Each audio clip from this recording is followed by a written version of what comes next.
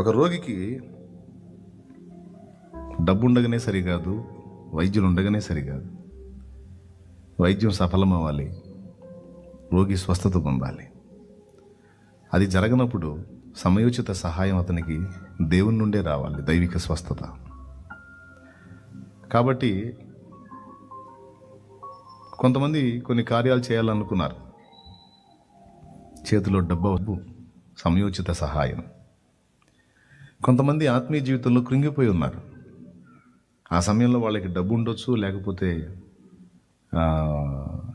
ఆరోగ్యం బాగుండి ఉండొచ్చు, కానీ స్పిరిచువల్ లైఫ్లో బలహీనపడ్డారు. అలాంటి వాళ్ళకి సమయోచిత సహాయం దైవ వాక్కు. కృంగిపోకు, ఆత్మీయ పోరాటంలో డిస్టర్బ్ అయ్యావు, తిరిగి నేను నిన్ను నిలబెడతాను, నేను నిన్ను క్షమిస్తున్నాను, ధైర్యంగా ఉండి మళ్ళా మొదలుపెట్టు అనే దేవుని ధైర్యపరిచేటువంటి వాక్కు. అది అప్పటి కాలపు సమయోచిత సహాయం. అవునా? అలాగా అన్ని సమయాలకు ఒకే విధమైన సాయం మనకి సరిపోదు. ఏ సమయానికి తగ్గ సాయం ఆ సమయానికి మనకి అందాలి. విషయం ఏంటంటే చెమట వస్తుంది, ఆదుకోవాలి. అలా ఆయన సమయోచిత సహాయం మనకి ఇవ్వాలంటే మనం ప్రతి అవసరంలోనూ ఆయన కృపాసనం యొద్దకు చేరాలట. కృపాసనం అన్నా కరుణాపీఠం అన్నా ఒకటే. కరుణ, కృప పర్యాయ పదాలు. కొన్నిసార్లు కృప యొక్క అర్థం మారిపోతుంది. ఎక్కువ శాతం కరుణ, కృప ఒకే అంతస్తుకు వస్తాయి. కాబట్టి కరుణాపీఠము చేరరే అన్న, కృపాసనం యొద్దకు వెళదామన్నా ఒకటే. పాటలో ఈ పదాన్ని జొప్పించడానికి కరుణాపీఠం అంటే కంఫర్ట్గా ఉంటుంది. కృపాసనము చేరరే అంటే కొంచెం సాగదీయాల్సి వచ్చింది. అందుకని ఆయన ఆలోచించి కరుణాపీఠము చేరరే అన్నాడు. ఈ పదాలు కొంతమందికి అర్థం కాకపోవచ్చు, కానీ చాలా అమూల్యమైన పదాలు. కరుణాపీఠము చేరరే, దేవుని కృప చరణాస్థలిని చేరరే. పరలోక జనకుని వరములు లభించు తరుణమవు ప్రార్థనలో కరములు జోడించి పదండి, ప్రార్థనకు పదండి, ప్రార్థనకు పదండి, మోకాళ్ళు వేయండి, ఆయన పాదాల దగ్గర పండి, చేతులు జోడించి వేడుకోండి అని పిలుస్తున్నాడు. ఈ పాట కూడా ఆంధ్ర క్రైస్తవ కీర్తనలు చదువుతూ ఉంటే, ఆయన ఆంధ్ర క్రైస్తవ కీర్తనల పుస్తకాన్ని పరిశీలిస్తుంటే ఎక్కువ శాతం ప్రార్థన మీద పాటలు లేవంట. ఇక అన్నిటి మీద పాటలు ఉన్నాయి కానీ ప్రార్థన మీద పాటలు లేవు. అప్పుడు ఎవరో కోరారట ఆయన్ని, ప్రార్థన మీద మీరు ఒక పాట రాయొచ్చు కదా అంటే, అప్పుడు ఆయన బైబిల్లో భక్తులు, యేసు ప్రభు ప్రార్థన ద్వారా వారు పొందుకున్నవన్నీ చాలా ఉన్నాయి. అయితే సంఘానికి, ఆత్మీయులకు అవసరమైన కొన్ని అద్భుతమైన విషయాలని ఈ పాటలో పొందుపరిచాడు ఆయన. దెబ్బతిని ఇక సొంత పెత్తనాలు వద్దు, నీ దయ కావాలని ఆయన పాదాలు పట్టుకొని గోజాడుకొని మగసిరి గలవాడని సాక్ష్యం పొందినటువంటి యాకోబు తన ప్రార్థనా ఫలం, తను ఎదుర్కొంటున్నటువంటి ప్రతికూలతలన్నింటిలో నుంచి తనకు జయ జీవితం వచ్చింది, ధన్యచరితుడయ్యాడు. నేను యాకోబు దేవుణ్ణి అని చెప్పుకోవడానికి దేవుడు సంతోషించాడు, ఇష్టపడ్డాడు. సో ఆ ప్రార్థన ఒకటి తీసుకున్నాడు. అంటే ఇదేంటంటే స్వీయతను, అంటే సొంత పెత్తనాల్లో దెబ్బతిన్నవాడు చేసిన ప్రార్థన ఆలకించి దేవుడు తనను విరగొట్టి, తన స్వీయత విరగొట్టి, ఇక తన కృపను అతని మీద కుమ్మరించి అతన్ని నడిపించి ధన్యుణ్ణి చేసిన అనుభవం యాకోబు లైఫ్. ఇక రెండవది, దైవ చిత్తానుసారమైన ప్రార్థన చేసి సంతానాన్ని పొందిన హన్నా. ప్రార్థనకు జవాబులు చాలామంది పొందారు బైబిల్లో, కానీ హన్నాను తీసుకొచ్చి పెట్టాడు ఆయన. ఎందుకంటే హన్నా అంతకుముందు చాలా సంవత్సరాలు ప్రార్థన చేసింది, కానీ ఆ సంవత్సరం మాత్రం దేవుని సన్నిధి పరిస్థితులను పర్యవేక్షించి సరైనటువంటి ఆలోచన కలిగి ఒక అద్భుతమైన విన్నపం చేసింది. అంతకుముందు గొడ్రాలు అనే నెపం తప్పించుకోవడానికి సంతానాన్ని అడిగింది, కానీ దేవుడు ఇవ్వలేదు. ఆ సంవత్సరం షిలోహులో ఉన్న మందిరంలో సరైనటువంటి ప్రార్థన చేసింది. నీవు నాకు ఏదో ఒక బిడ్డని ఇవ్వమని కాదు అడగట్లేదు, నేను ఒక మగ బిడ్డ నీవు, వాడు పాలు విడవగానే తెచ్చి నీకు వదిలిపెడతాను, నీకే అప్పగించేస్తాను. నా కడుపున పుట్టినటువంటి బిడ్డ నీ సేవకుడైతే నాకు అంతే చాలు. ఇంతవరకు నేను గొడ్రాలు అనే నెపం తప్పించుకోవడానికి సంతానవతిని కావాలనుకున్నాను. అయితే ఇప్పుడు నీ సన్నిధి, నీ మందిర అవసరత నేను గుర్తిస్తున్నాను కనుక నీ సన్నిధిలో దీపం వెలిగించడానికి ఒక మగ శిశువుని నాకు ఇవ్వయ్యా అని ప్రార్థించింది. కన్న ప్రేమ నిమ్మని సోదరి హన్నా విన్నవించగా ప్రభువుని. అందుకని ప్రార్థనలు చేయొచ్చు, కానీ దైవ చిత్తానుసారమైన ప్రార్థనలు మనం కలిగి ఉండునట్లు జాగ్రత్త పడాలి. మనం ప్రార్థించేటప్పుడు దేవుని ఆలోచనలోకి వెళ్ళి, దేవుని ఇష్టాల్లోకి వెళ్ళి, దేవుని చిత్తంలోకి వెళ్ళి ప్రార్థించడం అనేది గొప్ప సంగతి. మన స్వయంలో, మన ఇష్టంలో, మన చిత్తంలో ఉండి ప్రార్థించడం కాదు. దేవుని చిత్తాన్ని ఎరిగి, దేవుని మనసులోకి వెళ్ళి, దేవుని ఆలోచనలోకి వెళ్ళి, దేవునికి ఇష్టమయ్యే రీతిలో మనం అడగటం అనేది సరైనటువంటి ప్రార్థన. దేవునికి స్తోత్రం కలుగును గాక. ఇక మూడవది, దావీదుని తీసుకొచ్చాడు. మొదటిదేమో స్వయం, అంటే సొంత ఆలోచనల్లో ప్రయాణం చేసేవాడిని సరిచేసి లైన్లోకి తీసుకొచ్చింది. రెండవదేమో దైవ చిత్తానుసారమైన ప్రార్థన చేసిన హన్నాకు వచ్చింది. రెండవదేమో దైవ చిత్తానుసారమైన ప్రార్థన చేసిన హన్నాకు దేవుడిచ్చిన జవాబు. మూడవది పొరపాటు పడి దెబ్బతిన్నాడు. ఆశీర్వదించబడిన వాడు కాని పనులు చేసి శాపాన్ని తెచ్చుకున్నాడు దావీదు. ఆ శాపము నాతాను ప్రకటించిన తర్వాత శాప భయమును ఏడుస్తా ఉన్నాడు గదిలో కూర్చొని. దేవా, నీ కృప పొంది ధన్యుడైన నేను ఈరోజు శాపగ్రస్తుడైపోయానా? అయ్యో, నాకు ఈ గతి ప్రాప్తించిందా అని శాప భయమును నేర్చుచు తన పాప రూపము చూచుచు. దావీదు గొప్పతనం అదే. తను ఎంత పాపం చేశాడో ఒక్కసారి తన పాప రూపాన్ని తలుచుకొని తనే భయపడిపోయాడు. నేనేనా ఇంత దుర్మార్గం చేసింది? నేనేనా ఒక ప్రలోభానికి లోబడింది? అందుకోసం నేనేనా ఒక నరహత్య చేసింది, ఒక నిరపరాధి ప్రాణాన్ని తీసింది? అయ్యో దేవా, నీ దావీదేనా, నీ చిత్తానుసారమైన మనసు గల దావీదేనా ఇంత పాపం చేసిందని తన పాపం ఒక ప్రచండమైన చూస్తూ కుమిలిపోయి తానే ఏదో అయిపోవాలా దేవుని పాదాలు పట్టుకున్నాడు. దేవుని పాదాలు పట్టుకుని గోజాడుకుని కరుణాపీఠం చేరి కృప కొరకు వేడుకుంటే దేవుని ప్రాపు గోరగానే పో క్షమిస్తున్నాను పో అని ఆయన క్షమాపణ పొందుకుని ధన్య చరితుడై తన తరము వారికి దేవుని సంకల్పం చొప్పున సేవ చేసి నిద్రించాడు. ప్రభు దావీదు కుమారుణ్ణి అనిపించుకోవడానికి ఇష్టపడ్డాడు. ఈ ధన్యత కరుణాపీఠం దగ్గరే పొందాడు దావీదు. ఒకవేళ అపరాధము చేత, పాపము చేత, దోషముల చేత నీవు భంగపడి ఉంటే, డిస్టర్బ్ అయి ఉంటే, పో దేవుని పాదాల దగ్గరికి పో, నీకు కృప దొరికిద్ది. దిద్దుకో, సరి చేసుకో, మరోసారి దేవునికి అభ్యంతరకరమైన అడుగులు వేయకుండా జాగ్రత్త పడు. ఆయన కృపగలవాడు, నిన్ను త్రోసివేయడు. నీ ఊపిరి ఉన్నంత వరకు నీకు నిరీక్షణ ఉంది. నువ్వు వేడుకుంటే దేవుని దగ్గర క్షమాపణ ఉంది. నువ్వు దిద్దుకోవడానికి ఇష్టపడితే ఆయన కృప నీకు దొరుకుతుంది. Praise the Lord. హల్లెలూయా. మరొక నూతన ప్రారంభాన్ని నువ్వు చేయగోరితే తప్పకుండా నీకు అవకాశం దొరుకుతుంది అనే నిరీక్షణను చూపిస్తూ ఈ చరణం రాశాడు. ఎన్నో ప్రార్థనలకు జవాబులు ఉన్నాయి, ఎంతోమంది ప్రార్థన చేశారు, కానీ వీళ్ళని తీసుకొచ్చి ప్రత్యేకంగా కొంతమందిని ఎంపిక చేసి పెట్టాడు.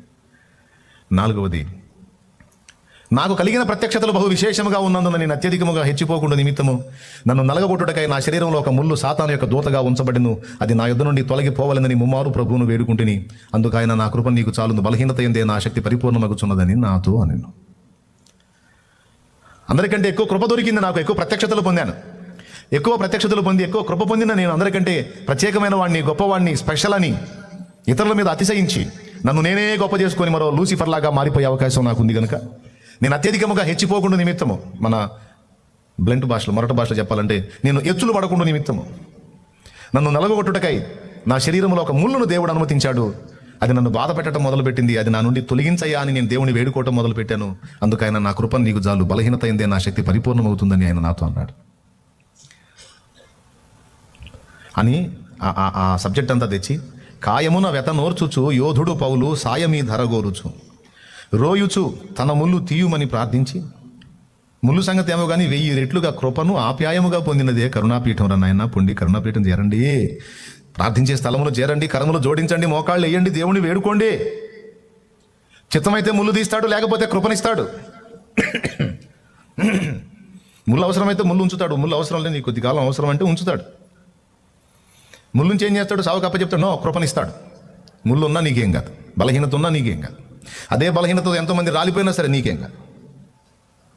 అది కూడా అవసరం లేదనుకో, నువ్వు కరుణాపీఠం దగ్గర వేడుకుని కొంచెం నాకు ఇబ్బందిగా ఉంది, ఇది అన్కంఫర్ట్గా ఉంది, నాకు కొంచెం సౌకర్యంగా లేదు అన్ను కానీ దుఃఖపడగలిగితే దేవుడు తప్పకుండా ఓకే బాధపడక తీసేస్తాను అంటాడు. అవసరమైతే ఉంచుతాను, అది ఉండాల్సిందే కొద్దిగా అవసరం అంటాడు. ఏదో ఒకటి జవాబు అయితే ఇస్తాడు. ఇది ఈ రెండు నీకు దొరకాలంటే ఉంచడమా తీసేయడం, ఏదో ఒకటి నీకు వైనం కావాలంటే కరుణాపీఠం దగ్గరికి చేరాలి పదా అంటాడు. వీళ్ళందరూ మనుషులు కదా అంటావేమో, సాక్షాత్తు మన ప్రభు అయిన యేసుక్రీస్తు కూడా ప్రార్థన తప్పలేదన్నాడు. దినమంతా పని చేయుచు నాథుడు యేసు జనుల బాధలు మోయుచు. ఇనుడు అంటే సూర్యుడు, ఇనుడు, వినుడు అంటేనేమో వినమని, ఇనుడు అంటే ఇనుడు అంటేనేమో సూర్యుడు. సూర్యుడు మరుగైపోయే వేళ ఒలీవల కొండకు వెళ్ళి ప్రార్థన చేయడానికి ఏకాంతముగా పోయి శిష్యులను సైతం బలవంతంగా పంపేసి పోండి ఎప్పుడు నేను పంపించేసి ఎవరిని కూడా తన సమీపంలో లేకుండా తండ్రి దగ్గరకు వెళ్ళి తండ్రితో మాట్లాడుకుని, తండ్రి ఒడిలో సేదదీరిన విశ్రాంతి స్థలము ప్రభుకి ప్రార్థనా స్థలమే, కరుణాపీఠమే, పదండి ప్రార్థనకు పదండి అని చెప్తున్నాడు. ఇలా బ్రతుకంతయు ప్రార్థన, ప్రభు యేసునకు సిలువే తన తుది ప్రార్థన. జీవితమంతా కూడా ప్రార్థన చేశాడు. చివరికి సిలువ మీద కూడా ప్రార్థన చేసే ప్రాణం ఇచ్చాడా పిచ్చోడా? ప్రార్థన అంత విలువైంది. ప్రార్థన విషయంలో సోమరిగా ఉంటున్నావు, దేవునితో గడుపుట విషయంలో సోమరిగా ఉంటున్నావు, ప్రార్థన నిర్లక్ష్యం చేస్తున్నావు. ఇదిగో యాకోబు కృప పొందాడు, హన్నా దయ పొందింది, దావీదు కృప పొందాడు, పౌలు కృప పొందాడు, సాక్షాత్తు యేసు సహా ప్రార్థనకు పెద్దపీట వేశాడు. అంతటి ధనులు, గొప్ప గనులే ప్రార్థనకు అంత విలువనిచ్చి దేవునితో సహవాసానికి అంత ఇష్టత చూపితే నువ్వెందుకయ్యా ప్రార్థన చేయవు? నువ్వెందుకయ్యా ప్రతి విషయంలోనూ ప్రార్థనతో దేవుని సంధించవు? నువ్వెందుకయ్యా ప్రార్థన కొరకు, నువ్వెందుకమ్మా ప్రార్థన కొరకు అంత ఆసక్తి చూపవు? అన్ని విషయాల్లో బాగానే పరిగెత్తుతావు, ప్రార్థన అనగానే నీ శరీరం ఎందుకు నీకు లోబడదు? ప్రార్థన విషయంలో నువ్వు ఎందుకు సోమరివై ఉన్నావు? ప్రార్థన విషయంలో నువ్వు ఎందుకు అనాసక్తిగా ఉన్నావు? కాబట్టి ఉన్న సరికంతా దేవుని పాదాల దగ్గర ఉంది. ఆ పాదాల దగ్గరికి చేరటమే ప్రార్థన. పద ప్రార్థనకి పద అని పురికొల్పోయి ఈ పాట. ఎందుకంటే ఇంత మ్యాటర్ చెప్పింది ఎందు పాట దేవులాడికి వచ్చి పాడాడు, తాతల నాటి పాట. ఏం పాటలు అయ్యా, కొత్త పాటలు వచ్చేసావా, నీకు అన్ని పాత పాటలు తీసుకొస్తావని అనుకుంటారని కొంతమంది ఉన్నారు కదా. బాపట్ల దగ్గర ఒక ఊరుంది, ఆసోదివారి పాలెం. దేవునికి స్తోత్రం. ఏందని నవ్వుతారు, నేనేమన్నాను? అందుకని ఆ ఊర్లో కూడా మన బిడ్డలు ఉన్నారు, మన విశ్వాసులు ఉన్నారు. అందుకని ఊరి పేరేమో ఆసోదివారి పాలెం. ఊళ్ళో వాళ్ళు చాలా తెలివైన వాళ్ళు. కొంతమంది వేరే ఊళ్ళో పేర్లు ఉంటారు కానీ వాళ్ళు మాత్రం ఆసోది అయి ఉంటారు. అందుకని సమాధానం చెప్పి ముగిస్తున్నా. ఏదైనా ఒక పాట నేను ఎత్తుకొని పాడితే, పాట పాడినా, ఒక మాట మాట్లాడినా దాని వెనక ఆంతర్యం ఉంటుందని మర్చిపోవద్దు. ఏదైనా ఒక పని చేసినా, ఏదైనా ఒక స్టెప్ తీసుకున్నా, ఒక ఆలోచన చేసినా దాని వెనక లోతు ఉంటుంది. పైన ఉండేవాడికి అర్థమైందా? నా పనులే అర్థం కావు, ఇంకా దేవుడి పనులు ఏం అర్థం అవుతాయి? దేవునికి స్తోత్రం. ఇంకొంచెం నీరసంగా చెప్పండి. ఇందాక ఎడిపోయారు. ఒక దీపం వెలగాలంటే నూనె కావాలి. ఒక భక్తుడు నిలిచి దేవుని కొరకు ఫలించాలంటే శక్తి కావాలి. అందుకే తైలము పోసిన తరువాత దేవుని ఆత్మ దావీదు మీదికి బలముగా వచ్చాడని ఉంది. తైలము, పరిశుద్ధాత్మ తైలముతో పోల్చబడ్డాడు. పరిశుద్ధాత్మ తైలముతో పోల్చబడ్డాడు. దావీదు తల మీద తైలము పోయబడింది, దావీదు ఆత్మ బలము పొందాడు. అలాగే మన మీద కూడా దేవుడు తన పరిశుద్ధాత్మ తైలమును ప్రోక్షించాలి. అర్థమైందా? పరిశుద్ధాత్మ ఎన్ని రకాలుగా పోల్చబడ్డాడో చెబుతా. పావురాకారముతో ప్రభు మీదికి వచ్చాడు. పరిశుద్ధాత్మ అగ్ని రూపముగా దిగొచ్చాడు. వాయు రూపమున కనపరచబడ్డాడు. వాయు రూపమున. పరిశుద్ధాత్మ మంచుతో పోల్చబడ్డాడు. పరిశుద్ధాత్మ యెహోవా హస్తముతో పోల్చబడ్డాడు. పరిశుద్ధాత్మ నూనెతో పోల్చబడ్డాడు. పరిశుద్ధాత్మ జలముతో పోల్చబడ్డాడు.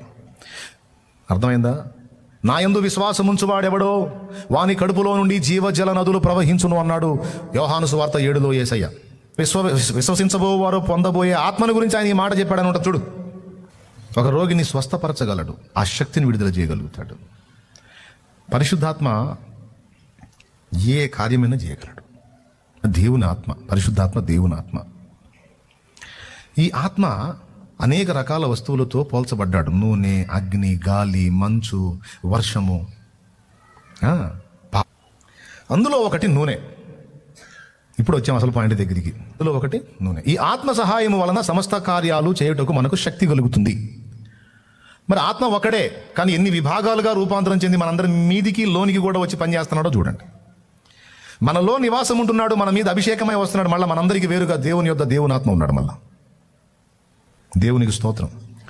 సమీపించరాని తేజస్సులో తండ్రి, కుమార, పరిశుద్ధాత్మ త్రియేక దేవుడు ఉన్నాడు. మళ్ళా అదేంది అంటే నీవు నేను దేవుడు ఒకటి కాదు, వేరు. ఆయనకున్న మహిమ వేరు, ఆయనకున్న మెట్టు వేరు, మనం వేరు. మన పరిస్థితి ఏంటంటే దూతల కంటే కూడా కొంచెం తక్కువ వారమని ఉందని మర్చిపోవద్దు. దూతలకున్న సౌకర్యం కూడా మనకు లేదు, దూతలకున్న మహిమ కూడా మనకు లేదు. దూతల కంటే కూడా తక్కువ వారము. మనల్ని దేవుడు నిర్మించిన దాని వెనక మనల్ని కూడా ఎక్కువ మహిమలోనే చేసేవాడు. కానీ మొదట దేవదూతలను ఎక్కువ మహిమలో చేసినప్పుడు వాళ్ళలో ఒక కెరూబు దేవునికి శత్రువు అయ్యాడు. సృష్టికర్త మీద తిరుగుబాటు చేసింది ఒక సృష్టి. ఆ సృష్టితో ఫైట్ చేసి పోరాటానికి సృష్టికర్త సృష్టితో ఫైట్ చేస్తే అది తేలికపాటి అభిప్రాయానికి దారితీస్తుంది. అంత బలవంతుడును ఆ బలహీనుడు వానితో తలపడతావా అంటాంగా మనమైనా. ఇప్పుడు ఇద్దరు తమ్ముళ్ళు ఉన్నారు. పెద్దన్న బలవంతుడు, మూడో తమ్ముడు చిన్నోడు. ఈ పెద్దన్న పట్టుకొని మూడో తమ్ముడిని బాధాడు అనుకో, నానేమంటాడు? గాడిదలాగున్నావు. తాను ఒక సృష్టిగా మారాలని ఆశించాడు. జనావళిని, నెక్స్ట్ జనరేషన్ని, అలాగే ఇప్పుడున్న తరాన్ని కూడా సత్యం కొరకు సిద్ధపరచాల్సిన బాధ్యత మన మీద ఉంది.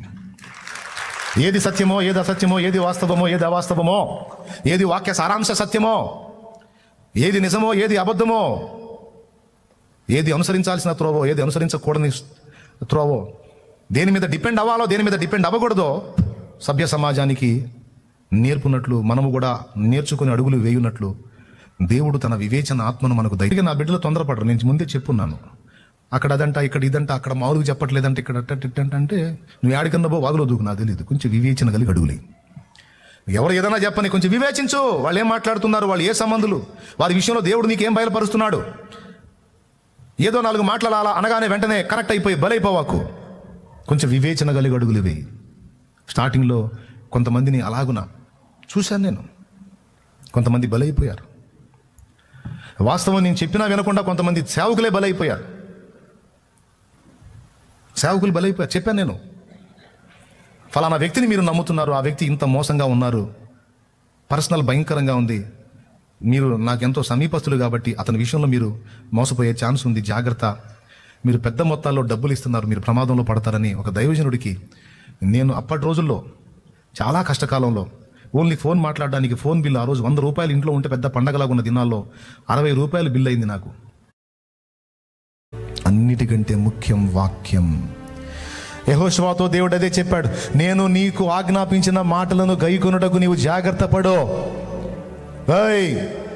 నేను నీకు చెప్పిన మాటలను గైకొని ఆ మాటల చొప్పున జాగ్రత్తగా ప్రవర్తించుటకు జాగ్రత్త పడు. అప్పుడు నీ ఎదుట ఎవ్వడు నిలవకుండా నేను చూసుకుంటా అన్నాడు. ఇర్మీయాతో చెప్పాడు, నీవు నా నోటి వలె ఉందువు, నీ నోట నా మాటలుంచి ఉన్నాను అన్నాడు. మాట, నరపుత్రుడా నీవు చక్కగా నిలవబడు, నేను నీతో మాట్లాడాలి, మాట్లాడితే అప్పుడు నువ్వు జనములకు ప్రవక్తగా ఉంటావు. దైవవాక్కు, దైవవాక్కు, వాక్యమే చదవం, ఎట్లా సేవ? వాక్యాన్ని ప్రేమించవు, వాక్యాన్ని గౌరవించవు, మళ్ళా నువ్వు ఒక పాస్టర్వి. నేను ఒక పాస్టర్ని. విశ్వాసులు నయం కనీసం క్రమంగా రోజు 5 అధ్యాయాలను చదువుకుంటారు. పాస్టర్లు అయి ఉండి కొంతమంది కనీసం బైబిల్ చదవని దరిద్రం ఉంది కొంతమంది. విశ్వాసుల కంటే అన్నింటిలో ఒక మెట్టు ఎక్కువై ఉండాలి కదా, మనం వాక్యంలో కూడా ఉండాలి. విశ్వాసి రోజు పాపం పనికి వెళ్ళేవాడు కాబట్టి ఒక 5 అధ్యాయాలు చదువుకొని పోతే సేవకుడికి ఎంతో అవకాశం ఉంటుంది కనుక 5 అధ్యాయాలు కాదు, అవకాశం ఉన్నప్పుడల్లా దేవుని వాక్యాన్ని మదించుతూ ఉండాలి. అదే కదా బలం, అదే కదా జీవం, అదే కదా శక్తి, అదే కదా వివేచన జ్ఞానం ఇచ్చేది, అదే కదా మన అభిషేక రహస్యం. ఇశ్రాయేల్లో చాలామంది మనుషులు ఉంటే సౌలు తర్వాత దావీదుని ఎందుకు ఎంచుకున్నాడు తెలుసా? దావీదు ఒక్కడికే ఉంది దేవుని వాక్యాన్ని అమితంగా ప్రేమించి గౌరవించేటువంటి హృదయం, దేవుని వాక్యాన్ని గుండెల్లో ధరించేటువంటి ఆ హృదయం దావీదుకే ఉంది. ప్రార్థన చేద్దాం. దేవా నన్ను క్షమించు, నీ మాటల్ని పెడచెవిన పెట్టాను, నీ మాటల్ని ప్రేమించలేదు, నీ వాక్యాన్ని ప్రేమించలేదు, అందుకే నకిలీ తైలాల కిందికి వెళ్ళిపోయే పరిస్థితి అయిపోయింది నా బతుకు. అందుకే వివేచన లేకుండా నా బతుకును పాడు చేసుకున్నా, నా జీవితాన్ని పాడు చేసుకున్నా, నా కుటుంబాన్ని రోడ్డు పట్టించుకున్నా, నా సేవలో కూడా అధోగతిలో ఉన్నా. నీ వాక్యము నేర్పే వివేచన జ్ఞానం నేను పొందకపోతిని, అందుకే కుటుంబం కూడా శాపంగా మారిపోయింది. నన్ను క్షమించు తండ్రి, నీ వాక్యమును ప్రేమించుట కొరకు నేను తీర్మానించుకున్నాను. నాకు బుద్ధి చెప్పే వారిని తిరస్కరించకుండాన్నట్లు నేను జాగ్రత్త పడతాను. నీ వాక్యాన్ని ప్రేమిస్తాను దేవా, నీ వాక్యమే నాకు ఆధారం. నా అడుగులు అంధకారంలో పడకుండా నా అడుగులు వెలుగులో నడవటానికి నీ వాక్యము నాకు జీవం దేవా, దీపం దేవా, నన్ను అనుగ్రహించమని దేవుని వాక్కును ప్రేమిస్తూ దేవుని గోజాడుకుందాం.